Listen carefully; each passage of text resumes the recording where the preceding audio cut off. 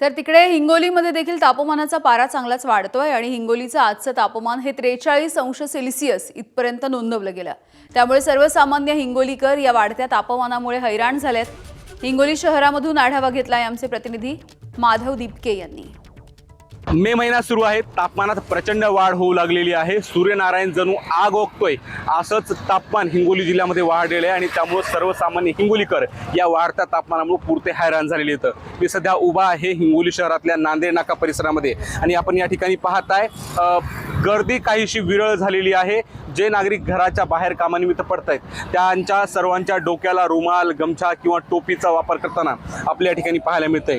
हिंगोली जिल्ह्यामध्ये उष्णतेचा कहर हा दिवसेंदिवस वाढताना पाहायला मिळतंय। हिंगोली जिल्ह्याचा आजचा तापमान 43°C पर्यंत जाऊन पोहोचल्यानं नागरिक अक्षरशः हैराण झालेले आहेत। या वाढत्या तापमानामुळे वयोवृद्ध नागरिक, लहान मुलं, महिलांना सर्वाधिक फटका या वाढत्या तापमानाचा बसू लागलेला आहे। त्यामुळे उष्माघाताच्या रुग्णांच्या संख्येमध्ये सुद्धा वाढ होऊ लागली आहे। त्यामुळे डॉक्टरांकडून सुद्धा सातत्यानं सांगितलं जातंय की या वाढत्या उन्हामध्ये घराच्या बाहेर पडू नका, शरीरामध्ये पाण्याचं प्रमाण जास्त ठेवा आणि या उन्हापासून संरक्षण करण्यासाठी जास्तीत जास्त दुपारच्या 12 ते सायंकाळी 4 या वेळेत घराच्या बाहेर पडणं टाळावं असं आवाहन आरोग्य विभाग असो किंवा जिल्हा प्रशासन असो यांच्या वतीने केल्याचं आपल्या ठिकाणी पाहायला मिळतंय। हिंगोली शहरातली जी मुख्य बाजारपेठ आहे त्या ठिकाणी सुद्धा या वाढत्या तापमानामुळे मोठ्या प्रमाणामध्ये शुकशुकाट पाहायला मिळतोय आणि याचा काहीसा परिणाम सुद्धा व्यापाऱ्यांना होताना पाहायला मिळतोय। त्यामुळे एकंदरीत पाहायला गेलं तर या वाढत्या तापमानामुळे संपूर्ण हिंगोलीकरांचं जनजीवन